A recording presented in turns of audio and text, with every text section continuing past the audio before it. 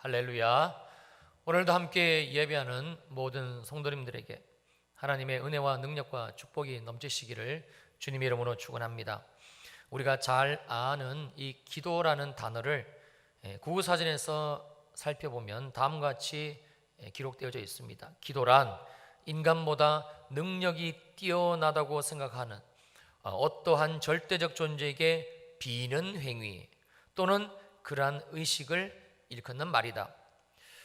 그리고 이 내용은 우리가 조금만 생각해 보면 별 어렵지 않게 이해할 수가 있습니다. 왜냐하면 우리가 사는 이 한반도 땅에 기독교, 하나님의 종교가 들어오기 전 우리 조상들이 인간보다 능력이 뛰어나다고 생각하는 어떠한 절대적 존재, 즉 신이라는 형상을 만들고 반만 년 동안 줄곧 해왔던 게 바로 이러한 기도이기 때문에 그렇습니다. 아들이 과거 시험 보러 간다든지 아니면 집에 자식이 아플 때 우리 어머니들은 어김없이 그 추운 겨울에도 새벽녘에 아랑곳하지 않고 목욕 재개하시고 그리고 정한수 한 그릇 정성스럽게 떠놓고 손바닥이 다 닳도록 천지신명께 기도를 드렸지요. 비나이다 비나이다 천지신명께 비나이다. 우리 아들놈 이번에는 꼭 과거에 급제할 수 있도록 도와주세요 도와주세요. 자식이 아플 때는 어떻게 기도합니까? 비나이다 비나이다 천지신명께 비나이다. 우리 막둥이 저렇게 알아누워 있습니다. 천지신명님 제발 우리 막둥이 살려주세요 살려주세요. 어떤 사람은 마을 어귀에 있는 성황당 나무에 정성껏 밥, 국, 나물, 과일 한 상을 푸짐하게 차려놓고서 기도를 드리기도 했고요. 또 어떤 사람은 집에 무당을 불러 구판을 벌이고서는 원한이 맺혀 집안을 괴롭힌다는 그 귀신을 불러들여 소원을 기도로 빌기도 했습니다. 지금에야 드라마나 영화 속에서 볼 수 있는 모습입니다만 얼마 전까지만 해도 우리나라에서 흔하게 볼 수 있었던 내용들이고 장면들입니다. 그런데 이러한 신적 존재들에게 우리 조상들이 했던 기도가 가지는 공통점이 있는데 그것은 기도의 내용이 오직 자기가 바라는 소원이라는 점입니다. 그러니까 이해하기 쉽게 말씀드리면 이런 겁니다. 내가 지금 기도하는 대상이 천지신명이 되었든 성황당의 나무 귀신이 되었든 아니면 용암무당이 섬기는 어떤 신이 되었든 그것은 나에게는 아무런 상관이 없습니다. 나는 신이라는 그 절대적 존재에게 정성을 바치고 돈을 바치고 제사를 바치고 그리고 그 신은 내게서 그것을 받아먹고 그리고 내가 소원하는 그 어떤 무엇인가를 들어주면 되는 것입니다. 또한 이것은 세상 사람들이 신을 섬기는 태도이고 그리고 신에게 그 신이라는 절대적 존재에게 기도하는 내용이기도 합니다. 그리고 이러한 신에 대한 태도 그리고 신에게 하는 기도의 모습은 특히 우리 한국인들에게는 아주 뿌리 깊게 박혀져 있는 것이 부인할 수 없는 사실이지요. 혹시 작년 연말에 인기리에 방영되었던 도깨비라는 드라마를 기억하시는지요? 이 드라마는 우리 한국 사람이 가지고 있는 신관, 즉 어떠한 절대적 존재 신에 대한 관점을 아주 잘 보여주지 않았나 생각이 듭니다. 그런데 문제는 사람들이 이러한 신관 그리고 그 신에게 기도하는 태도를 가지고 그대로 기독교라는 새로운 울타리 안에 들어왔다는 사실입니다. 섬기는 대상이 하나님으로 바뀌었고 기도하는 방법이 다르게 변했을 뿐 사람들은 여전히 자기의 욕심과 마음의 소원만을 가지고 하나님 앞에 가지고 나와 자기의 소원을 들어달라고 기도한다는 것이지요. 바로 이러한 기도의 습관과 태도를 가지고 있는 사람이 비단 대한민국뿐만이 아니라 지금으로부터 2000년 전 우리 예수님 당시에 유대인들에게서도 있었음을 오늘 본문은 알려주고 있으니 비단 이러한 기도의 모습은 어느 한 시대 한 민족에게만 국한된 것은 아닌 것 같아 보입니다. 그런데 정말 두려운 것은 이러한 기도의 모습을 우리 주님이 우리 예수님이 어떻게 평가하고 계시냐? 바로 그것이지요. 한마디로 하지 말라입니다.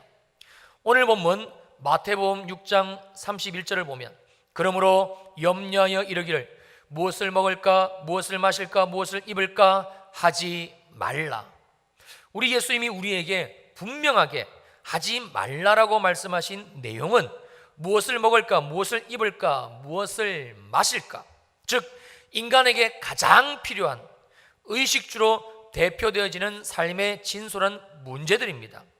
31절에서 주님은 사람이 살아가면서 경험하게 될 수밖에 없는 이러한 삶의 문제들에 대해 염려하며 말하지 말 것을 말씀하셨지만, 사실은 이것이 우리 기독교인들에게 있어서는 그대로 기도로 이어지는 우리의 잘못된 신앙의 모습을 책망하고 계시는 말씀이지요. 그리고 우리는 이러한 사실을 32절에서 발견할 수가 있습니다. 이는 다 이방인들이 구하는 것이라 너희 하늘 아버지께서 이 모든 것이 너희에게 있어야 할 줄을 아시느니라. 무엇을 먹을까 무엇을 입을까 무엇을 마실까에 대한 문제를 가지고 우리가 하나님 앞에 기도한다는 것은 하나님을 모르는 이방인들, 즉 세상 사람들이 실체도 모르는 신들에게 비나이다 비나이다 하는 것과 다를 바가 없다는 말씀입니다. 그러므로 이러한 기도는 분명히 말씀하시기를 하지 말라는 것이지요. 너무 충격입니다. 아니, 우리 주님이 어떻게 우리들에게 이렇게 말씀하실 수가 있단 말입니까? 그래도 기도를 안 하는 것보다 기도하는 게 더 나은 건 아닌가요?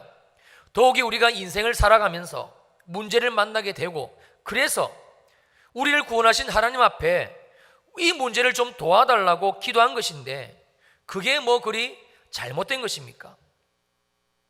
여러분들도 정말 그렇게 생각하시는지요? 그래서 혹 우리들 가운데 하나님 앞에 이러한 기도의 제목을 가지고 기도하고 계시는 분들이 있으신지요? 그래서 주님은 그냥 이방인들이 하는 기도이니까 하지 말라라고 말씀하시지 않고 이러한 기도를 하는 자들이 가지고 있는 믿음의 실상, 그 정확한 실체를 덧붙여서 설명해 주고 계시는 겁니다. 그러니까 쉽게 말씀드리면 이런 것이죠. 예수를 믿고 구원받은 너희들은 절대 무엇을 먹을까 무엇을 입을까 무엇을 마실까 염려도 하지 말고, 염려로 말하지도 말고, 그리고 이것을 하나님께 해결해 달라고 기도도 하지 말라라고 말씀하신 겁니다. 왜냐하면 너희를 구원하신 하늘에 계신 아버지께서 이미 너희에게 이 모든 것이 있어야만 살 수 있다는 것을 알게 하셨기 때문이라는 것입니다. 그러니까 이것은 기도를 하고 안 하고의 문제가 아니라 하나님을 믿는지 안 믿는지, 바로 믿음의 문제라는 말씀입니다. 어떻게 여러분들은 주님이 이 말씀을 이해하실 수가, 그리고 아멘 하실 수가 있으신지요?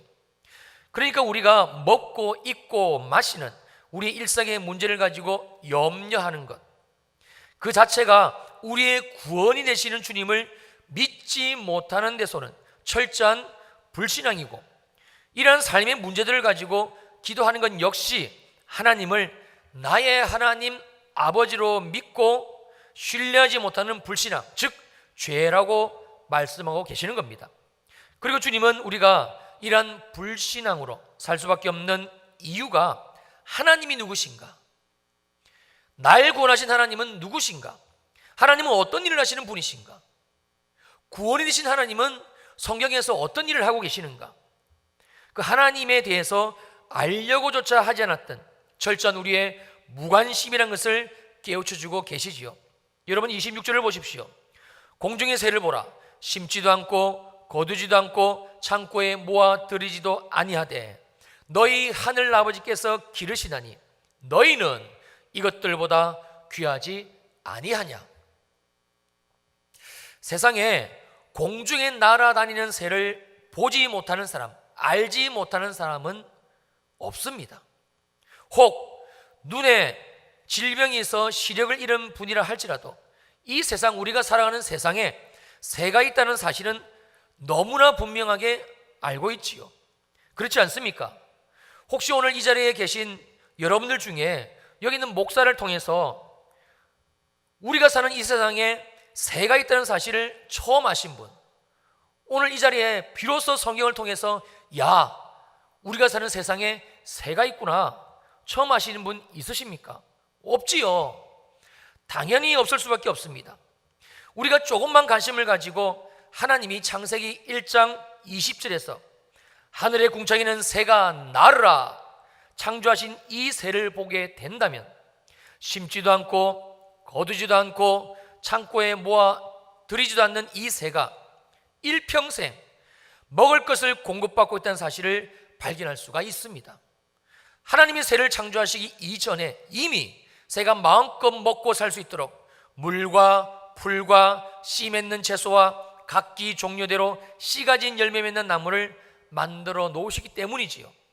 그러므로 새는 하늘에 계신 하나님 아버지께서 직접 기르시는 것이지요. 그리고 주님은 말씀하십니다.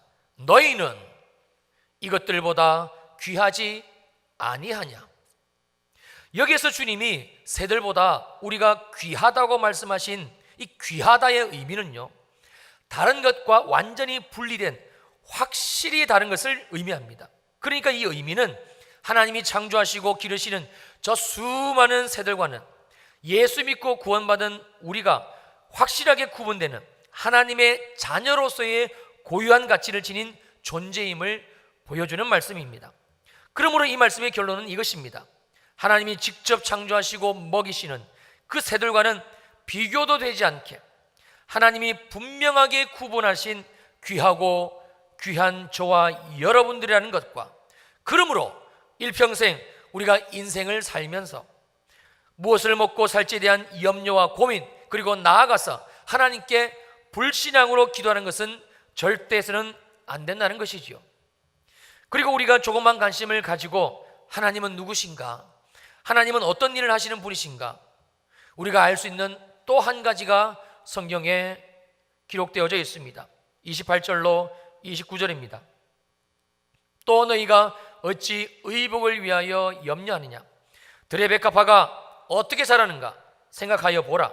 수고도 아니하고 길쌈도 아니하느니라. 그러나 내가 너희에게 말하노니 솔로몬의 모든 영광으로도 입은 것이 이 꽃 하나만 갖지 못하였느니라. 그 당시 갈릴리 해변과 예수님이 설교하시던 그 산 주변에는 많은 들꽃들이 여기저기 피어 있었습니다. 아네모네, 계양기비, 글라디올러스, 붓꽃, 우리가 이름도 잘 알지 못하는 이 생수한 이 다양한 야생화들이 저마다 형형색색의 아름다운 꽃망울들을 터뜨리며 보는 이의 눈들을 사로잡았을 것입니다. 주님은 이 아름다운 꽃들을 가리키시며 지금 이 말씀을 주시고 있는 겁니다. 아무런 수고도 하지 않고 어떠한 길쌈도 안 했습니다. 그런데 지금 그들이 보고 있는 이 꽃들은 세상에서 가장 화려했던 솔로몬이 입은 옷보다 훨씬 더 아름다운 하나님이 창조로 입혀주신 옷들을 그저 공짜로 하나님이 주셔가지고 입고 있다는 사실을 알려주고 계시는 겁니다. 그리고 나서 주님은 우리가 무엇을 입을지에 대한 염려와 고민과, 그리고 하나님께 입을 것 주세요라는 그 기도 역시 하지 말아야 되는 이유를 이렇게 설명해 주고 계십니다. 오늘 있다가 내일 아궁이에 던져지는 들풀도 하나님이 이렇게 입히시기든 하물며 너일까 보냐. 그러나 주님이 이렇게 말씀하셨음에도 불구하고 여전히 무엇을 입고 살아야 될지 고민하며 염려하며 하나님께 옷 달라고 기도하는 그 무리들 향해서 주님이 주신 말씀은 이것입니다. 믿음이 작은 자들아. 우리는 이 말씀을 들으면 또 이해가 안 되고 오히려 화가 나지요. 아니, 입을 옷이 없고 돈이 없어 살 형편이 안 되어서 하나님께 옷 달라고 기도한 것이 뭐 그리 잘못되었어? 지금 주님은 이런 책망을 하시는 것인가? 이런 생각을 하시는 여러분은 주님이 이러한 평가를 내리실 수밖에 없는 이유가 무엇인지를 정말 아시는지요? 하나님이 우리에게 주신 구원은요, 그 십자가의 구원은 온전한 구원이고 완벽한 구원입니다. 하나님이 우리에게 주신 그 십자가 보혈의 구원은 90%의 구원이 아닙니다. 하나님이 우리를 예수 그리스도를 믿는 믿음으로 말미암아 건져주신 그 구원은 99.99%의 구원, 여러분 역시 아닙니다. 하나님이 우리에게 주신 구원은 100% 완벽한 구원, 더할 것도 없고 뺄 것도 없는 하나님의 아들 예수 그리스도로 말미암은 온전한 구원, 이것이 바로 저와 여러분들이 받아 누리고 있는 구원인 것입니다. 그래서 로마서 8장 32절은 하나님이 우리에게 주신 구원을 이렇게 말씀하시는 것이죠. 자기 아들을 아끼지 아니하시고 우리 모든 사람을 위하여 내주신 이가, 우리를 예수의 십자가 보혈로 구원하신 하나님이 어찌 그 아들과 함께 모든 것을 우리에게 주시지 아니하겠느냐. 여러분, 이 말씀이 주셨다는 말씀일까요? 아니면 주시지 않았다는 말씀일까요? 아니면 우리가 무엇을 어떻게 했을 때에 주실 수도 있고 안 주실 수도 있다는 선택적 사항일까요? 그런데 이런 구원을 받은 우리가 여전히 무엇을 잊고 살아야 될지에 대한 염려와 고민을 가지고 있다면, 여러분, 그것은 구원받은 온전한 믿음이 없다는 것입니다. 더욱 이러한 문제를 가지고 하나님께 기도한다는 것 자체는 하나님의 구원을 전혀 이해하지 못하는 행위, 즉 불신앙이며, 그러므로 주님은 이러한 우리들을 향해서 조금도 주저함이 없이 믿음이 작다라고 말씀하고 계시는 것이지요. 여기에서 믿음이 작다라는 말씀의 그 원어적인 의미는요, 어린 믿음이다, 연약한 믿음이다. 그래서 하나님이 우리에게 주신 구원 그 하나라도 지켜낼 힘이 없는 믿음을 말씀하고 있는 겁니다. 좀 더 솔직하게 말씀드릴까요? 지금 우리 주님이 말씀하시는 이 작은 믿음, 하나님 앞에 먹을 거 달라 그러고 입을 거 달라 하는 이 기도를 하는 이 작은 믿음은 아무것도 할 수 없는 믿음이며, 그래서 아무짝에도 쓸모없는 믿음인 것입니다. 구원이 무엇인지도 모르고, 그리고 구원을 주신 하나님이 누구신지도 모르는 믿음이, 여러분, 우리가 상식적으로 생각해 봐도 이것이 무슨 믿음이겠습니까? 주님의 말씀대로 지금 이 사람은 믿음이 작은 사람이 맞습니다. 이런 평가를 받아도 전혀 이상하지 않는 철저한 불신앙의 사람인 것이지요. 그러니까 우리가 여전히 무엇을 먹을까, 무엇을 입을까, 무엇을 마실까에 대한 문제에 대해 자유하지 못한다면, 그래서 삶의 문제들로 인해 염려하며 하나님께 기도는 드리지만 늘 이러한 기도의 제목들만을 늘어놓고 있다면, 주님이 오늘 주시는 말씀을 반드시 깨닫고 이제는 여기에서 돌이켜야만 됩니다. 그러나 사랑하는 성도님들, 하나님은 역시 하나님이십니다. 하나님은 절대 우리에게 문제만을 지적하시고 그리고 나 몰라라, 모른 체 하시는 분이 아니십니다. 하나님은 반드시 이 모든 문제를 해결할 수 있는 방법까지 우리들에게 말씀해 주시는 사랑과 은혜와 자비가 풍성하신 아버지가 되시는 하나님이 되십니다. 믿을 수 있으시기를 축원합니다. 그리고 그 내용이 오늘 본문 33절에 기록되어져 있습니다. 저와 함께 읽겠습니다. 시작. 그런즉 너희는 먼저 그의 나라와 그의 의를 구하라. 그리하면 이 모든 것을 너희에게 더하시리라. 이 말씀은 우리가 반드시 먼저 구해야 되는 것이 하나님의 나라와 하나님의 의이고, 그 이유가 우리가 이러한 삶을 살 때, 즉 하나님의 나라와 하나님의 의를 구하는 삶을 살 때, 기도하는 삶을 살 때에 주님은 이 모든 것, 우리가 육신의 몸을 입고 살아갈 때 필요한 필요와 충분 조건들, 먹을 거, 입을 거, 마실 거, 이런 것들을 더해 주신다라는 뜻이, 죄송합니다만 아닙니다. 하나님은 이미 구원받은 우리들에게 무엇을 먹을지, 무엇을 입을지, 무엇을 마실지 고민하지 않아도 되게끔 이 모든 것들을 다 주셨습니다. 공중의 새를 통하여, 그리고 들의 백합화를 통하여 하나님이 우리의 필요와 공급을 채우시는 분이심을 너무나 분명하게 주님은 보여주셨습니다.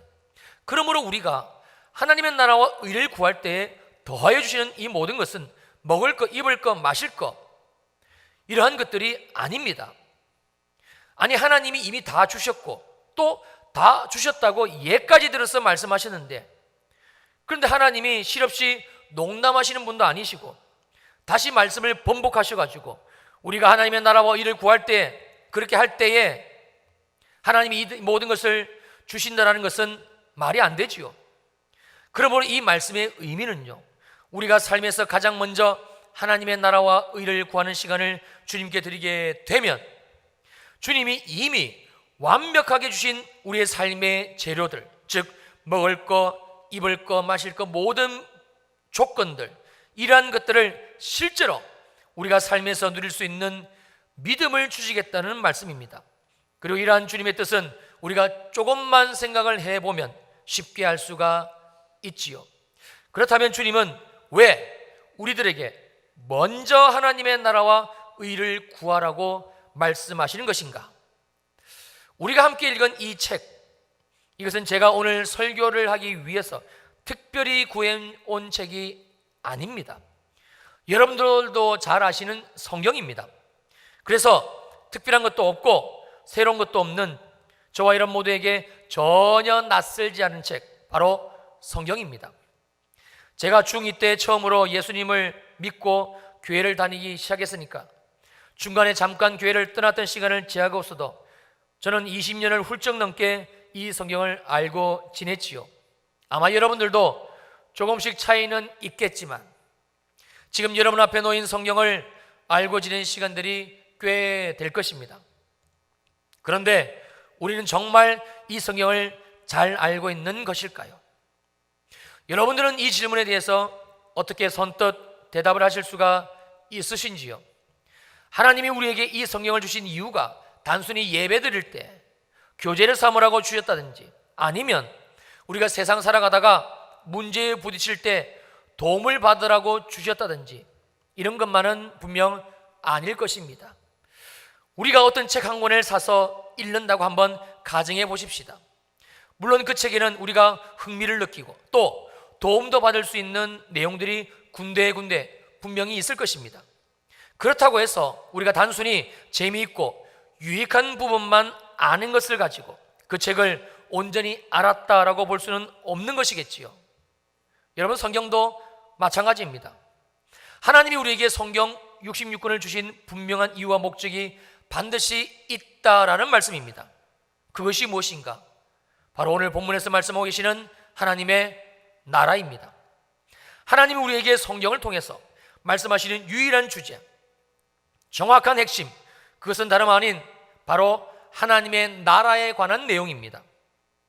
그리고 하나님은 성경의 대주제인 하나님의 나라를 우리가 알고 깨닫고, 더 중요한 것은, 정말 중요한 것은 예수 믿고 구원받은 우리의 삶이 이제는 하나님의 나라로서 살아가기를 원하신다라는 사실입니다. 그러니까 우리가 아무리 신앙생활을 오래 하고 그래서 성경과 친숙하게 되었다 할지라도 여러분의 마음 가운데 성경에서 하나님이 말씀하시는 이 하나님의 나라가 무엇을 의미하는지를 모른다는 것은요, 나는 지금 성경, 즉 하나님의 말씀과 전혀 무관한 삶을 살고 있다는 그 사실을 뜻하는 것이고요, 하나님의 나라와 지금 나의 삶이 무슨 상관이 있으며, 더 나아가 나는 지금 하나님의 나라로서 살아가고 있는가라는 질문에 내 입을 열어 대답할 거리가 없다는 것은 너무나 분명한 불신앙이고, 그리고 그것은 예수를 잘못 믿고 있는 겁니다. 그리고 그 결과 세상 사람들이 살아가는 방식 그대로 우리는 여전히 예수를 믿고 하나님을 믿지만, 하나님 뭘 먹어야 돼요? 뭘 입어야 돼요? 뭘 마셔야 돼요? 하나님, 내가 이 문제 때문에 어떻게 살아야 돼요? 우리가 염려하며 살아갑니다. 그리고 기껏 기도한다는 것이 이러한 지극히 육체적이고 세상적인 내용들을 가지고 하나님 앞에 가지고 나와 인생의 시간들을 허비하고 있는 것이죠. 그래서 주님은 우리들에게 가장 무엇보다도 우선적으로 하나님의 나라와 하나님의 의를 구할 것, 즉 기도할 것을 말씀하고 계시는 겁니다. 사랑하는 성도님들, 오늘 주님이 주시는 말씀을 통하여 우리가 다시 회복해야 할 것은, 그래서 기도입니다. 그것도 성경적인 기도의 회복이지요. 사실 오늘 본문이 포함된 이 마태복음 6장은 예수님이 제자들에게 기도에 대해서 말씀하시는 내용입니다. 왜냐하면 그 당시 모든 유대인들이 하나님께 기도는 하고 있었습니다만, 그러나 우리 예수님이 보시기에 그 유대인들이 하고 있었던 기도는 하나같이 하나님과 아무런 상관이 없는 무의미한 형식에 지나지 않았기 때문에 그렇습니다. 하루에 3번 기도를 합니다. 시간을 정해놓고 기도를 합니다. 여러분, 유대인들은요, 우리처럼 이렇게 들쭉날쭉 기도하지 않습니다. 시간을 정하고 장소를 정하고 성전에 가서, 그리고 하나님이 그들에게 주셨다고 믿는 기도문을 펴들고 정해놓은 기도문을 하나님께 올려드리며 기도를 합니다. 심지어 그들은 정기적으로 금식 기도까지 합니다. 그런데 이러한 유대인들의 기도에 대해서 주님이 내리시는 평가는 외식 그리고 중언부언이었어요. 그래서 주님은 마태복음 6장 9절 이하에서 우리가 잘 아는 그 유명한 주기도문을 말씀하고 계시는 겁니다. 그리고 오늘 본문 33절을 통하여 주님이 정확하게 성경적인 기도를 결론적으로 말씀하시는 것이죠. 이렇게 말입니다. 그런즉 너희는 먼저 하나님의 나라와 의를 기도하라. 이 기도는 어려운 기도가 아닙니다. 우리가 이 기도의 내용을 신학적으로 분석하고, 그래서 헬라어 원어적인 의미와 문법이 가지고 있는 깊은 내용까지 발견해서, 그리고 나서 그 다음에 할 수 있는 기도가 여러분 아닙니다. 아주 단순하고 굉장히 심플한 기도입니다. 하나님, 내게 하나님의 나라가 이루어지게 하옵소서. 하나님, 내 인생에 하나님이 통치하시는 온전한 하나님의 나라가 되게 하여 주시옵소서. 여러분, 이게 뭐가 어렵습니까? 무슨 어려운 단어가 있습니까? 이해가 안 되고 깨달아지지 않는 문장이나 내용이 있습니까? 없습니다. 그냥 주님이 말씀으로 알려주시는 문장 그대로 우리가 기도하면 되는 것입니다. 그리고 이 기도는 이미 본문이 수록된 마태복음 6장 앞부분인 10절에서 주님이 직접 너희는 이렇게 기도하라고 말씀하신 주 기도문에서도 주님은 우리에게 이 기도의 보기를 말씀해 주셨습니다. 나라가 임하시오며, 즉 하나님의 나라가 내 인생에 임하게 해달라는 아주 단순한 기도인 것입니다. 문제는 우리가 기도를 안 한다는 것이고, 더 문제는 기도는 하되 여전히 우리의 삶의 문제로 우리의 기도가 일관되어져 있다라는 것이지요. 사랑하는 성도님들, 여러분의 삶에 어떤 문제가 여전히 염려로 자리 잡고 있습니까? 먹는 문제입니까? 아니면 직장의 문제이고 사업의 문제입니까? 이제 나이가 점점 들어 지금 다니고 있는 직장, 지금 다니고 하는 일을 그만둬야만 하는 날이 째깍째깍 다가오는데 별다른 대안은 없고, 그래서 앞으로 뭘 해서 먹고 살아야 되나 염려되십니까? 여기 우리 청년들이 있습니다만 삼포, 사포, 오포, 헬조선, 아무리 죽으라고 공부를 하고 대학을 나오고 스펙을 쌓아도 갈 직장이 없는 현실 앞에 여전히 염려하며 그 청춘을 보내고 있는 것입니까? 아니면 무엇을 입어야 될지 염려가 되십니까? 그것도 아니면 무엇을 마시고 살아야 되냐 염려가 되시는지요? 지금 한창 수능 점수 가지고 어느 대학을 가야 될지 고민하고 그리고 염려하는 기간인데, 고3이나 재수생 자녀를 둔 부모님 혹시 이 자리에 계신다면 여러분의 마음은 지금 어떠신지요? 여러분의 마음은 안녕하십니까? 우리가 예수 믿고 구원받아 이제는 하나님을 든든한 나의 아버지로 두고 사는 자들이 되었는데, 그런데 여전히 우리의 삶의 문제로 염려하고 있다면 이것은 분명 잘못된 것입니다. 어쩌면 이것은 잘못된 정도가 아니고 구원받은 내게, 예수 그리스도로 말미암아 구원받아 하나님의 자녀가 내게 아들 예수를 십자가의 제물로 내어주신 이가 너희에게 아낄 것이 무엇이냐, 주지 못할 것이 무엇이냐고 말씀하신 그 구원을 받은 내게 절대 있을 수 없는 일이 지금 우리 마음 가운데, 우리의 삶 가운데 여러분 일어나고 있는 것입니다. 정상이 아닙니다. 비정상입니다. 그래서 주님은 우리들에게 이 기도를 말씀하시는 겁니다. 단순히 문제를 가지고 주님 앞에 나가서 하는 하나님을 모르는 세상 사람들이 천지신명께 빌고, 무당에게 가서 빌고, 성황당 귀신에게 빌고, 이 신에게 빌고 저 신에게 빌고, 당신이 어떤 신인지는 모르겠지만 나의 돈을 받고, 나의 정성을 받고, 나의 이 재물과 재산을 받고 당신은 나의 문제를 고쳐주시오. 이 기도, 여전히 우리가 하나님을 모르는 세상 사람들이 하는 그러한 기도를 하고 있더라면 우리는 분명히 잘못된 것입니다. 그래서 주님은 하나님의 나라와 의를 기도하라고 말씀하고 있는 것이지요. 그러면 분명합니다. 하나님이 오늘 본문 말씀 속에서 약속하신 대로 우리가 먼저 하나님의 나라와 의를 기도하면 하나님은 반드시 이 모든 것을 더하여 주셨다는 것이 믿어지는 믿음의 눈을 뜨게 하십니다. 기도하는 우리에게 하나님의 나라, 하나님의 통치가 임하기 때문입니다. 그러므로 하나님이 이미 우리에게 베풀어 주신 모든 삶의 은혜의 재료들을 믿음의 시각을 가지고, 은혜의 눈을 가지고, 그리고 보며 자유하며 살아가게 되는 것이죠. 사랑하는 성도님들, 이제 다시 기도의 자리로 나오십시오. 그리고 기도하십시오. 하나님이 주신 말씀대로 정확하게 하나님의 나라와 하나님의 의를 구하는 기도를 하십시오. 여러분, 그러면 됩니다.